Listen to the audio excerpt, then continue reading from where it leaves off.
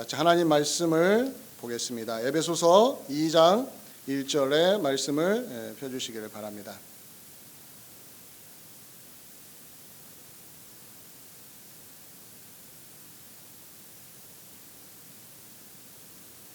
에베소서 2장 1절입니다. 한 절만 같이 읽습니다. 시작. 그는 허물과 죄로 죽었던 너희를 살리셨도다. 한 번 더 읽습니다. 그는 허물과 죄로 죽었던 너희를 살리셨도다. 아멘. 잠깐 기도합니다. 하나님 감사합니다. 예배 드릴 때마다 예배자로서 성령의 역사와 나타나심을 간절히 사모하는 마음이 우리 안에 생기기를 원합니다. 이 시간에도 말씀을 들을 수 있는 귀를 주시고 마음을 활짝 열고 하나님의 말씀에 반응하며 믿음으로 반응할 수 있는 놀라운 역사를 우리가 체험하게 하여 주시옵소서. 우리가 사는 이유, 우리가 그리스도인으로 이 땅을 살아가는 이유, 매 예배 때마다 확인하고 또 확인하며 새로운 능력을 덧입도록 역사하여 주시옵소서. 감사하고 예수 그리스도 이름으로 기도하옵나이다. 아멘.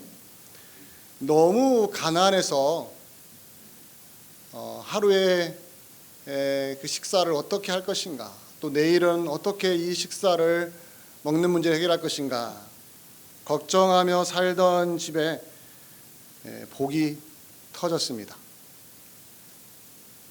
남편이 아버지가 사업을 했는데 그렇게도 안 되던 사업이 어느 날부터 잘 되기 시작하고 풀리기 시작하더만 집안 전체의 돈방석에 앉는 엄청난 축복을 경험을 한 것입니다. 한순간에 집안 분위기가 바뀌었습니다. 매 끼니를 걱정해야 되는 집이었는데 갑자기 돈방석에 앉아버리니 그냥 말 그대로 축제 분위기죠. 더 이상 먹을 거 걱정하지 않고 학비 걱정하지 않고 옷 사서 입는 걱정 안 하고 차 살 걱정도 안 하고 모든 것이 풍족해지는 놀라운 축복을 받아 누린 것입니다. 그렇게 한참 시간이 흘렀습니다. 그 행복이 영원할 것 같았는데 집안은 망하지 않았습니다. 여전히 사업도 잘 되고 여전히 돈이 많이 들어옵니다. 또 그 집안 식구들은 쇼핑하느라고 정신이 없습니다. 그리고 쉬는 날이면 어김없이 나가서 사람들을 만나고 그리고 자기가 원하는 걸 마음껏 하면서 살아갑니다. 그런데 이상하게도 집안의 공기가 좋지가 않습니다. 서로 간의 대화가 사라졌습니다. 가족이 함께할 시간이 없습니다. 이상하죠? 모든 걸 가졌는데 집안 분위기는 점점 안 좋아집니다. 그 분위기를 눈치챈 엄마가 어느 날 남편하고 자녀들 다 모아놓고 이렇게 말을 합니다. 우리가 이렇게 풍족한데 행복하지가 않아. 어찌된 일일까? 모든 걸 다 가졌는데 왜 마음이 이렇게 공허할까? 물어봅니다. 남편도 답을 못합니다. 자녀들도 답을 못합니다. 어디서 있을 것 같은 이야기 아닙니까? 제가 지어낸 이야기입니다. 그러나 개연성이 있는 이야기죠. 충분히 개연성이 있는 이야기죠. 제가 이 이야기를 생각하면서 기독교 신앙에도 적용이 되겠다라는 생각을 해본 거예요. 기독교 신앙에도. 우리가 지금 에베소서 2장 1절 읽었는데 1장 전체를 여러분들이 어떤 느낌으로 읽었는지는 모르지만 에베소서 1장 전체의 내용은 그야말로 축제 분위기입니다. 그리스도인이 되고 나서 얼마나 많은 복을 누렸느냐를 단 한 문장으로 이렇게 표현합니다. 하늘에 속한 모든 신령한 복을 받았다고. 구체적으로 하나님의 선택을 받았고 또 하나님의 자녀가 되는 축복을 받았고 또 하나님의 상속자가 되었고 그리스도의 피값으로 죄 사함을 받았고 또 성령으로 인하여 인치심을 받았다는 것은 성령이 우리 안에 내주하시면서 우리가 하나님의 자녀인 것을 매번 확인시켜주는 놀라운 축복을 받아 누린 사람들이 바로 그리스도인들입니다. 예수 믿는 사람들이죠. 이 정도의 축복을 받았으면 더 이상 부러울 것이 없고 매일매일 휘파람 불면서 살 것 같지 않습니까? 그런데 마음이 공허해집니다. 하늘의 신령한 복을 다 받았는데 시간이 흐를수록 마음은 공허해집니다. 마음의 만족이 없어지기 시작합니다. 왜 그럴까? 어느 날부터 예배가 지루해집니다. 예배드리기가 싫어집니다. 기도가 부담이 됩니다. 기도하라고 하면 짜증부터 납니다. 기도하라고 하면 불쾌해집니다. 성도 간의 교제를 나누라고 하면 부담스럽습니다. 내가 왜 만나냐고. 사회에서 만나는 사람이 더 편하다고. 하늘에 속한 신령한 복을 다 받아 누리고 모여 있는데도 서로 간의 대화가 점점 사라집니다. 교회의 공기는 차가워지기 시작합니다. 어때요? 있을 법한 이야기 아닙니까? 이상하죠? 하나님이 교회에 엄청난 축복을 주셨어요. 근데 왜 시간이 지나면서 우리의 신앙의 열기는 사라지고 시들해지고 냉랭해지는 것일까? 매일매일 기뻐하면서 살 것 같은데 이런 질문을 던졌을 때에 답을 못 찾습니다. 누구 탓일까? 누구 때문일까? 누가 원인 제공자지? 누군가가 있을 거야. 주변을 샅샅이 뒤져봅니다. 원인을 찾습니다. 아, 척의 문제구나. 그러나 고칠 능력이 없습니다. 그게 문제지 드러냈습니다. 아무도 손댈 수가 없습니다. 그래서 그 문제 앞에 주저앉아 버립니다. 마치 그것만 해결되면 다 해결될 것처럼. 그러나 자기 자신을 보지를 못합니다. 원인 분석을 열심히 하고 있는데 자기 자신을 못 봐요. 바로 그것이 문제였던 것이죠. 바울이 에베소서 1장 전체에서 하늘의 신령한 복을 받아 누리는 여러분들은 하나님의 자녀이고 하나님의 축복을 받았고 하나님이 여러분과 함께 하시고 여러분의 성령을 허락하셨습니다. 여러분 더 이상 부러울 것이 없을 정도로 이 땅에서 풍족하게 하나님의 은혜 속에서 살 수 있는 사람들입니다. 그런데 왜 여러분 안에 있는 걸 못 봅니까? 그러면서 끄집어낸 이야기가 2장 1절입니다. 2장 1절에서 뭐라고 합니까? 너희가 허물과 죄로 죽었었다. 이게 답이에요. 신앙이 냉랭해지고 신앙의 열정이 어느 순간에 확 꺼져버리는 경험을 하면서 지난주까지만 해도 즐거웠던 이 예배 시간이 오늘은 부담이 되는 관계가 깨어졌다고 생각했는데 그게 아니었고 누군가 나에게 싫은 소리를 해서 그런 줄 알았더니 그게 아니었어요. 내가 성경을 읽지 않아서 그랬나 그랬더니 그것도 아니었어요. 내가 기도 안 해서 그랬나? 아니요, 전에도 기도 안 했는데도 하나님 은혜 주셔서 마음껏 누렸었거든요. 또 그것도 아니에요. 알고 봤더니 내가 허물과 죄로 죽었었다라는 것을 놓치고 살았다는 거예요. 이것이 바로 바울이 오늘 2장 1절에서 너희는 너희의 허물과 죄로 죽었었다라는 이야기를 해주면서 이것을 여러분들이 정확하게 이해하고 기억하고 그것을 마음판에 새기면 그게 그 내용이 무엇인지를 알게 되면 여러분의 그 냉랭함은 이제는 사라지고 뜨거운 신앙의 열정이 생길 것이며 교회 안에는 서로 간의 대화의 문이 열릴 것이며 성도가 성도끼리 대화하더라도 이제는 상대방의 약점이나 상대방의 허점을 보는 것이 아니라 허물과 죄로 죽은 나를 하나님이 살리셔서 이 자리에 있게 하셨던 거라는 이 기쁨으로 상대방이 새롭게 보이는 놀라운 역사가 일어날 수 있다는 거예요. 그래서 우리가 오늘 2장 1절을 보는 겁니다. 너희가 누구였는지 아느냐? 너희는 허물과 죄로 죽었었다라는 거예요. 근데 누구의 허물입니까? 내 옆에 있는 말 안 듣는 저 성도의 허물이 아니라 너의 허물, 1인칭으로 바꾼다면 나의 허물, 나의 죄 때문에 내가 죽었었는데 그걸 놓치고 살았다라는 거예요.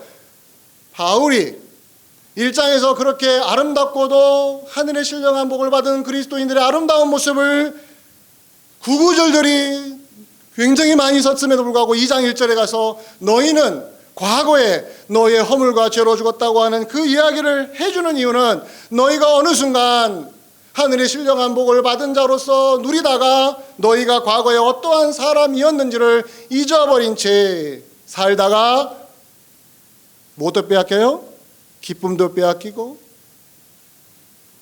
예수 믿는 즐거움도 사라지고 어느 순간 세상 근심이 내 마음판을 휘어잡기 시작하며 관계가 좀 어그러지니까 교회 나올 맛이 안 나는구나 하는 이런 좌절감에 허덕이면서 그 문제만 해결되면 내가 교회 잘 나올 수 있고 그 문제만 해결되면 내가 신앙생활 잘할 수 있을 거라는 오판을 하는 바람에 뭘 잊어버린 거예요? 내가 과거에 어떤 사람이었다고요? 내 허물과 내 죄 때문에 죽었었던 사람인데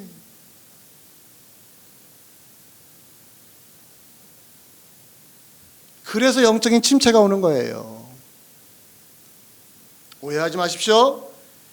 영적인 침체가 오는 이유는 기도하지 않아서 예배 시간이 즐겁지 않아서 예배를 신령과 진정으로 드리지 않아서 그것이 원인인 것처럼 보이지만 그것은 열매인 것입니다. 진짜 원인은 내가 내 허물과 내 죄로 죽었었던 나의 과거를 잊어버린 채 마치 내가 무엇이 된 것이냐 내 스스로 나의 자존심을 세우는 바람에 내 삶이 무너져 버렸다라는 거예요. 이것을 빨리 회복시키기 위하여 바울이 그렇게 말합니다. 너희는 하늘의 신령한 복을 누린 사람이야. 하나님의 자녀야.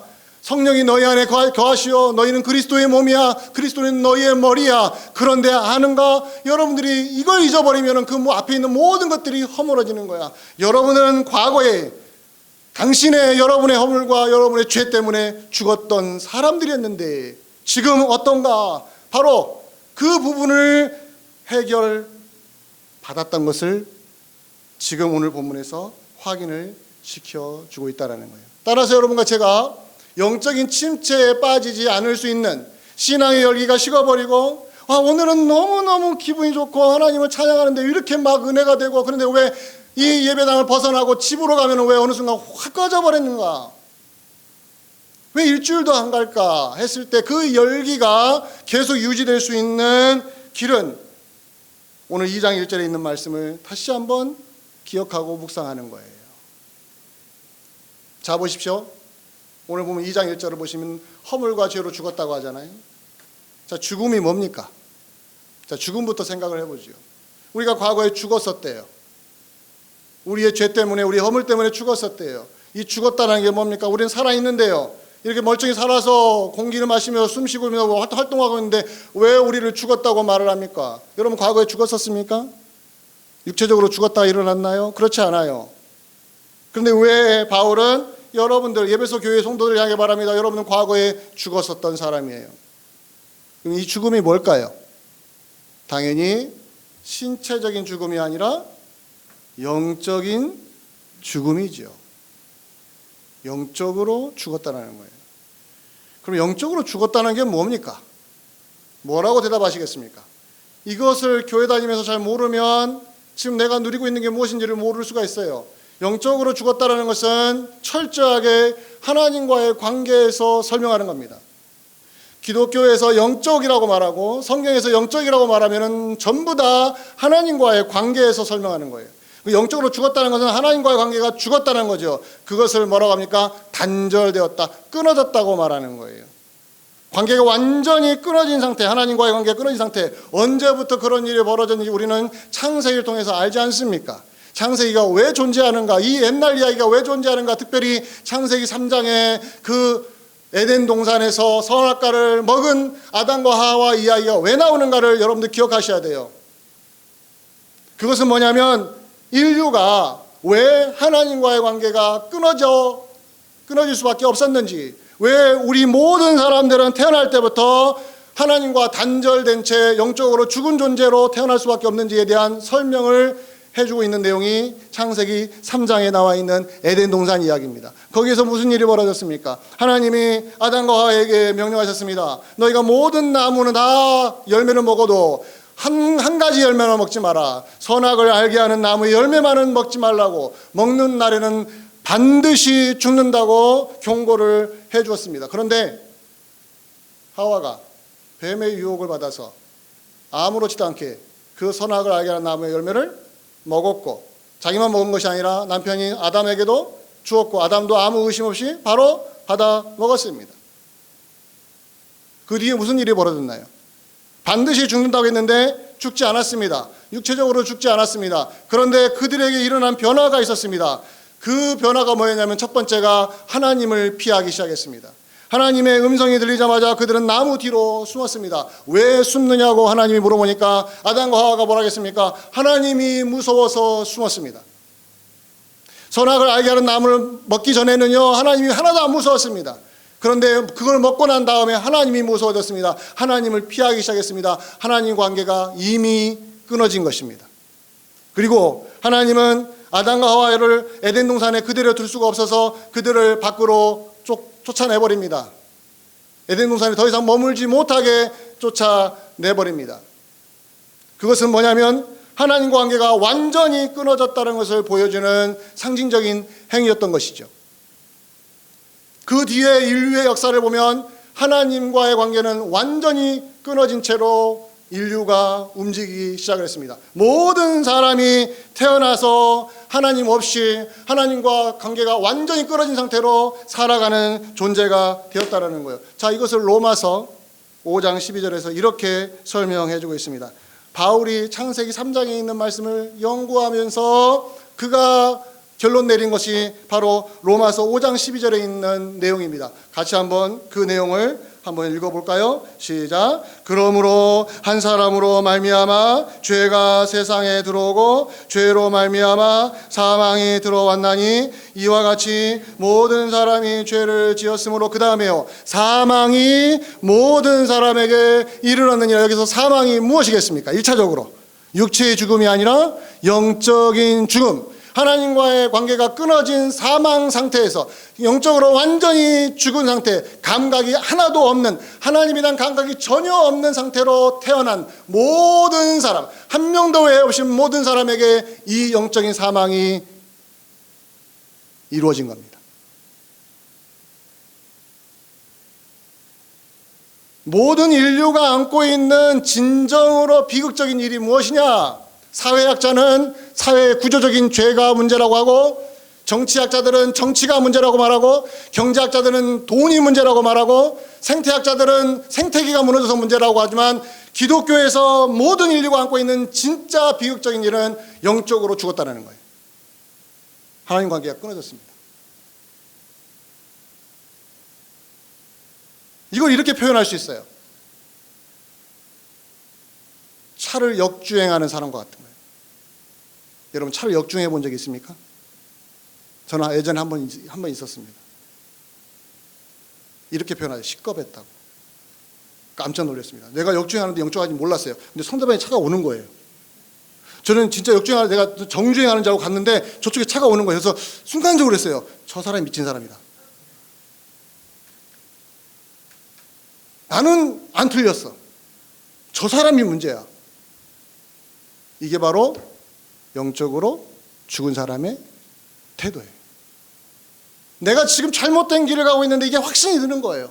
내가 잘못된 게 아니라 나는 옳다, 상대방이 문제야. 이게 바로 영적으로 죽은 자들이 나타내는 삶의 태도인 것입니다. 하나님의 감각이 없으니까. 이거와 똑같은 거예요. 또 내리막길을 달려가고 있는 차에 브레이크가 없는 겁니다. 브레이크가 없어요. 근데 나는 브레이크가 없는지도 모르고 그냥 몰고 가는 거예요. 그게 바로 영적으로 죽은 자의 상태입니다. 자, 차를 역주행하고 내리막길을 브레이크 없이 달려가는 그 운전자에게 소망이 있습니까? 무슨 소망이 있습니까? 지금이라도 틀어요. 아니요, 그런 감각이 없다니까 내가 옳다고 생각하고 계속 역주행하고 있는데요. 브레이크가 없다고 하면 아니야, 브레이크가 없지 않아, 나 있어, 나는 있다고 믿어 하고 그냥 달리고 있는데 그 사람에게 아무리 브레이크가 없다고 일러주고 당신의 방향이 틀렸다고 말해줘도 감각이 없으니 뭐 하고 있는 겁니까? 그냥 가는 거예요. 이런 인생에게 무슨 소망이 있겠어요? 누가 그런 인생에게 소망을 걸 수 있겠습니까? 바로 이것이 바로 인류가 안고 있는 절망적인 거예요. 그런 절망적인 인류가 이 땅에 살아가면서 많은 것들을 이루어 놓고는 자랑하고 있습니다. 인류가 만드는 이 모든 아름다운 것들을 바라고. 그러나 하나님 앞에서는 아무것도 아니었던 거예요. 영적으로 죽어 있는 그들이 만들어낸 걸 하나님이 기뻐하실 리가 없지요.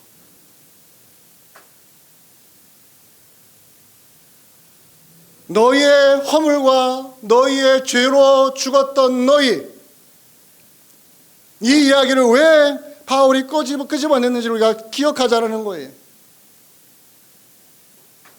너희가 영적으로 죽어 있었던 상태를 잊어버리면 지금이 얼마나 행복한지를 모르기 때문에 과거에는 여러분들이 영적으로 죽어 있었던 것을 꼭 기억하십시오. 그러면서 왜 여러분들이 영적으로 죽어 있는지 아십니까?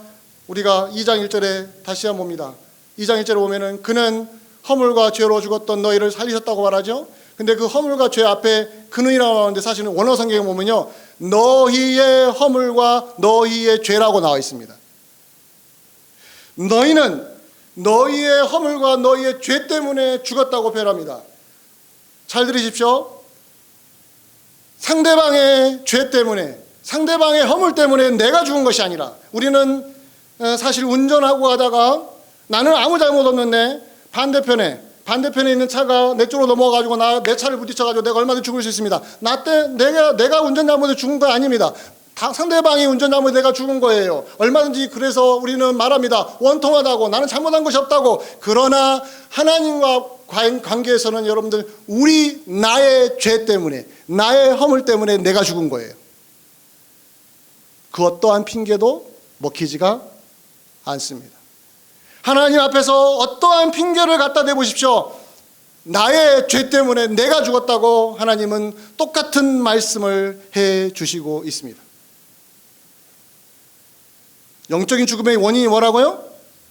죄인데 누구의 죄라고요? 나의 죄라고요. 죄는 영적인 죽음을 낳는 가장 궁극적인 문제입니다. 자, 이것을 로마서 6장과 야고보서 1장의 말씀을 통해서 여러분들에게 확인을 시켜드리겠습니다. 스크린에 준비해 있는데요. 로마서 6장 23절에는 뭐라고 말합니까? 죄의 삭은 뭐라고 하죠? 사망이라고요. 클리어합니다. 바울이 로마서 6장 23절에서 죄의 삭은 사망입니다. 죄가 지불할 임금은 죽음입니다. 야고보서 1장 15절은 뭡니까? 욕심이 잉태한 즉 죄를 낳고 죄가 장성한 즉 그 다음에 뭘 낳았다고 그래요? 사망을 낳습니다. 죄가 사망을 낳습니다. 죄는 영적인 죽음을 일으키는 절대 강자입니다. 그 죄가 인류를 잡아먹었습니다. 그 죄가 인류의 영혼을 부패시켰습니다.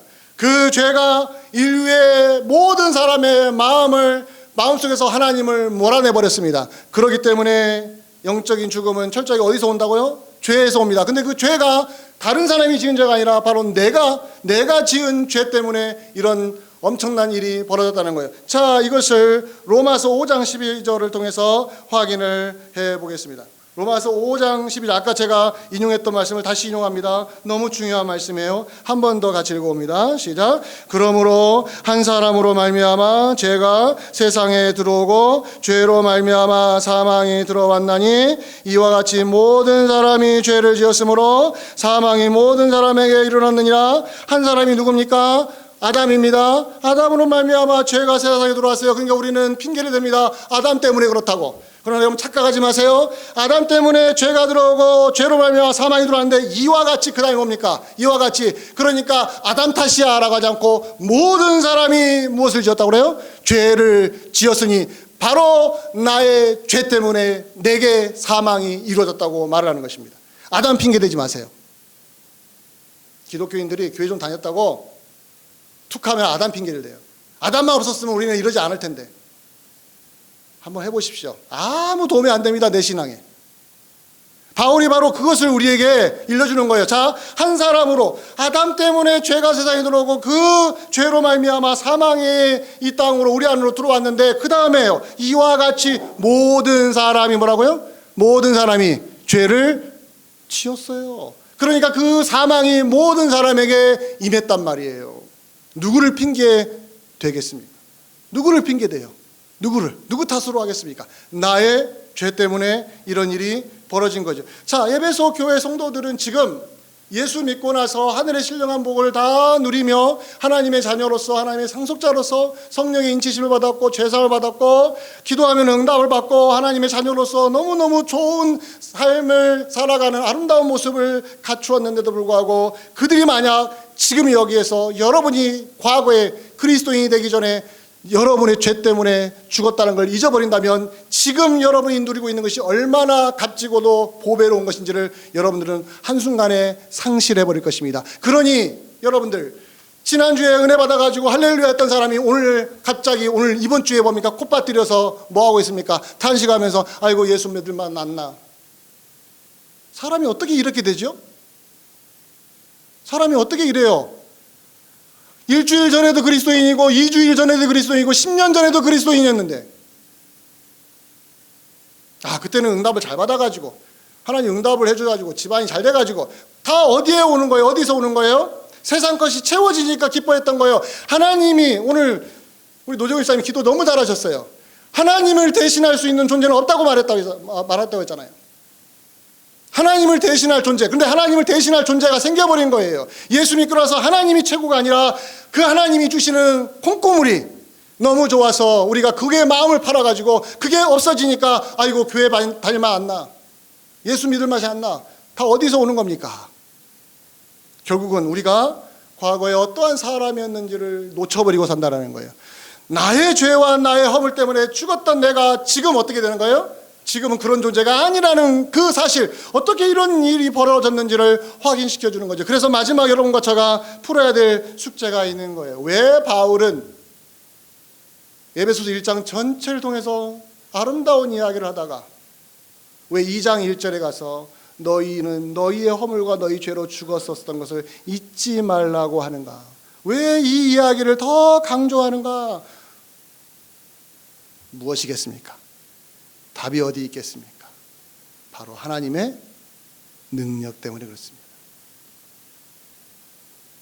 바울이 에베소 1장 마지막 단락에서 하나님의 능력이 얼마나 위대하신지를 여러분들이 알기를 내가 기도합니다 하면서 그 하나님의 능력이 그리스도 안에 나타나서 그리스도를 죽은 자 가운데서 살리셨다는 이야기 아시죠? 근데 그 하나님의 능력이 그리스도 안에서 우리에게 흘러 들어왔는데 그걸 그리스도의 충만이 우리 안으로 흘러 들어왔다고 했잖아요. 그 흘러 들어와서 2장 1절에 너희는 너희의 허물과 너희 죄로 죽었었는데 지금 어떻다는 거예요? 살아났다라는 것이죠. 그 살아나게 된 원인이 어디에 있냐는 거예요. 누구의 능력 때문에? 하나님의 능력 때문에. 그러니 이걸 어떻게 적용합니까? 하나님의 능력이 그리스도 안에서 우리에게 흘러 들어와서 허물과 죄로 죽었던 내가 살아나서 지금 산 사람으로, 영적으로 살아난 사람으로, 하나님께 반응하는 사람으로 살아가고 있는데 이 넘어온 것이 확실해서 내 죄로 죽었던 내가 이제는 하나님의 능력으로 살아났는데 그 하나님의 능력을 어디서 확인하는 거예요 지금? 내가 기도 응답받아서 확인하는 것이 아니고 세상 물질을 내가 많이 소유해서 확인하는 것이 아니란 말이에요. 내 문제가 해결되는 것으로 확인하는 것이 아니라 이미 내가 내 죄로 죽었던 내가 지금 살아나서 하나님께 반응하고 하나님께 호흡하며 하나님께 기도할 수 있는 이 자리까지 오게 된 게 누구 때문이라는 거예요? 하나님의 능력 하나라는 거예요. 그렇다면 오늘 여기에서 기도가 좀 안 된다고, 기도 응답이 좀 늦어진다고 실망하시겠습니까? 그래서 우리는 영적인 침체를 이겨낼 수 있다는 거예요. 지금 잘 안 풀려도 영적인 침체에서 이겨낼 수 있어요. 지금 잠깐 힘들어도 그것으로 무너지지 않을 수 있어요. 무엇을 기억하면 됩니까? 과거에 내가 내 죄 때문에 죽었었는데 지금 나는 어떻게 되는 거야? 하나님의 능력으로 살아났잖아요. 이거 하나면은 이렇게까지 해주신 하나님이 지금 그 죽음에 비하면 지금 아무것도 아닌 거예요. 내 문제는 어마어마한 사망, 죽음, 영적인 사망을 해결해 주시는 하나님의 그 능력이 내게 임했는데 지금 그것과 비교하면 아무것도 아닌 태양 앞에 반딧불 같은 그 문제 하나가 해결 안 됐다고 콧받들이고 있어요. 세상 무너진 것처럼, 마치 내가 세상 짐 다 짊어지고 있는 것처럼 나 혼자 심각해가지고 예배 시간에도 그냥 분위기 팍 그냥 흐려놓고 다 어디서 오는 겁니까? 내게 하나님의 능력이 어떻게 임했는지를 잊어버리는 거예요. 지금 여기에서 하나님의 능력을 확인하려고 하면요, 하나님은요 쉽게 안 주세요. 왜요? 하나님의 능력은 이미 우리에게 이루어졌으니까. 어떻게 이루어졌어요? 허물과 죄로 죽었던 너희를 하나님이 그리스도 안에서 그 능력으로 살려냈지 않느냐. 그러면 다른 모든 것들은요 아무것도 아닌 것처럼 여길 수 있는 능력이 너희 안에 생겼는데 왜 그 조그만 문제 하나 가지고 와가지고 신앙을 차갑게 만들고, 왜 그것을 뿜어내가지고 옆에 있는 그리스도인들, 옆에 있는 지체들까지도 병에 걸리게 하고, 그럴 필요가 전혀 없습니다. 우리는, 여러분과 저는 하나님의 능력을 최대치로 받은 사람들이에요. 어디서 확인할 수 있습니까? 오늘 2장 1절에서 그는 허물과 죄로 죽었던 너희를 살리셨도다. 내가 나를 살린 게 아니라 그가, 하나님이 그리스도 예수 안에서 우리를 살려내셨어요. 죽었던 우리를 살려내셨어요. 그럼 우리가 육체적으로 죽은 다음에 부활할 것도요 충분히 일어나고도 남지요. 지금 여러분 인생 앞에 있는 여러 가지 어려운 문제들 하나님이 해결해 주실 수 있지요. 못 기다려서 문제지요. 지금 당장 해결해 달라고 해서 문제지요. 조금만 기다리면 되는데, 1년만 기다리면 되는데, 하나님은 저에게 그 응답을 주셨습니다. 개인적으로. 기다려봐, 강희진 목사야.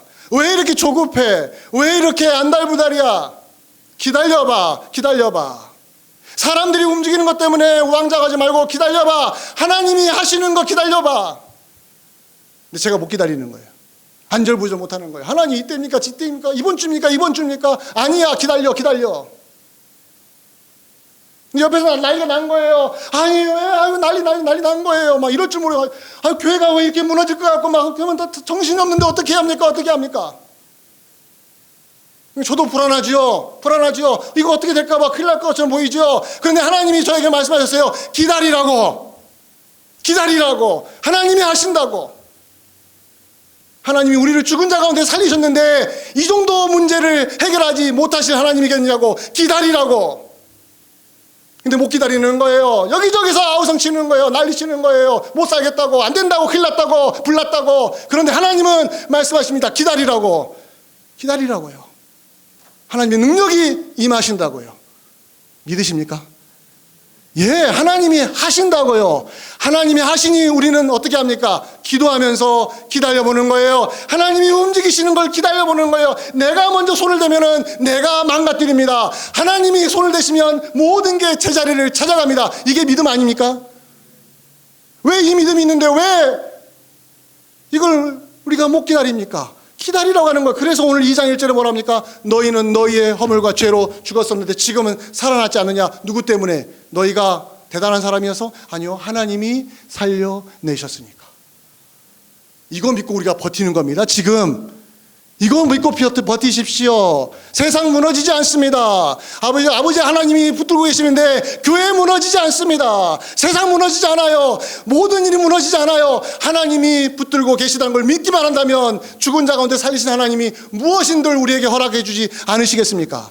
이 믿음을 갖고 있는 거예요. 근데 목사님, 저에게 하나님이 그런 응답을 주셨어요. 저는 그래서 든든합니다. 그럼 여러분들이 웃으실 거예요. 교회는 힘들어하는데 목사님만 즐겁냐고요? 아니요, 하나님이 주셨으니까 우리는 이겨낼 수 있다는 거예요. 이 믿음을 여러분들이 동의하고 함께 움직일 때 교회는 어떻습니까? 흔들리지 않고 앞으로 전진해 나갈 수 있다는 거 아니겠습니까? 믿으십니까? 이거 믿으셔야 돼요. 그래야 우리는 이길 수가 있습니다. 사단의 공격 앞에서도 이겨낼 수 있고요, 우리의 심령을 무너뜨리고 믿음을 무너뜨리고 우리 힘으로 무엇이 될 것처럼 여기게 만드는 모든 유혹으로부터 우리를 보호해 주실 수 있단 말이에요. 그래서 오늘 본문 2장 1절에 너희의 허물과 너희 죄로 죽었던 너희를 누가 살리셨다고요? 하나님이 나를 살리셨으니 지금 내 앞에 있는 어려움쯤은 하나님이 능히 해결해 주실 것이야. 이 믿음으로 기도하십시다. 이 믿음으로 뚜벅뚜벅 한 발짝 한 발자국 앞으로 나아갑시다. 교회 안 무너져요. 교회 문 안 닫습니다. 어려울 수 있어도요, 하나님이 지키십니다. 이거 믿으시면 한 발짝 한 발자국 앞으로 달려갈 수 있을 것입니다. 이 놀라운 은혜가 우리 교회 안에 임할 줄로 믿습니다. 예, 같이 기도하겠습니다. 고마우신 아버지 하나님, 너희의 허물과 너희 죄로 죽었던 너희를 살리신 하나님, 이거면 됐습니다. 이거 하나 붙들고 가겠습니다. 하나님 우리에게 역사하셨습니다. 이미 역사하셔서 우리를 그리스도인으로 삼으셨습니다. 이 자리에 있게 하셨습니다. 그렇다면 우리 앞에 있는 여러 가지 어려움들 능히 이겨낼 줄로 믿습니다. 하나님이 하실 줄로 믿습니다. 지금부터 한 발자국 한 발자국 걸어 들어가겠습니다. 하나님이 역사하실 줄로 믿고 가겠습니다. 어느 시점에 하나님이 놀라운 곳으로 우리를 인도하실 줄로 믿습니다. 이 믿음이 우리 안에 흔들림 없이 나타나도록 역사하여 주시옵소서. 예수 그리스도 이름으로 기도하옵나이다. 아멘.